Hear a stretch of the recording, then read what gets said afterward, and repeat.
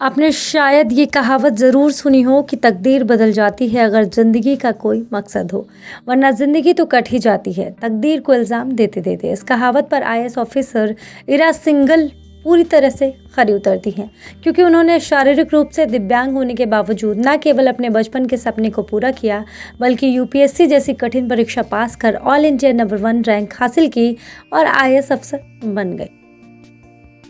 इरा सिंघल उत्तर प्रदेश के मेरठ शहर की रहने वाली हैं। इरा का बचपन मेरठ में गुजरा, जिस कारण उन्होंने अक्सर शहर में कर्फ्यू लगते देखा। बचपन में जब उन्होंने लोगों को ये बातचीत करते हुए सुना कि कर्फ्यू लगाने का आदेश एक डीएम जारी करता है, तो उनके पास कई तरह की कानूनी ताकतें होती हैं, तो इससे इरा काफ़ी प्रभावित हुई। वहीं उसी समय उन्होंने अपने मन में आईएएस अफसर बनने की ठान ली।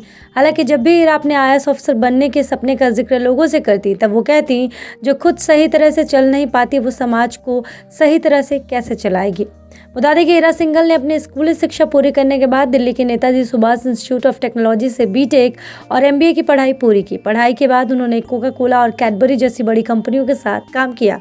उनका मन बचपन से ही आईएएस ऑफिसर बनने का था, इसलिए नौकरी के साथ साथ यूपीएससी की सिविल सेवा की तैयारी शुरू की। इरा की तैयारी कुछ ऐसी थी कि साल 2010 में सिविल सेवा परीक्षा पास कर ली, लेकिन दुर्भाग्य से उन्हें इस साल दिव्यांग होने के कारण किसी भी सरकारी पद पर नियुक्ति नहीं दी गई।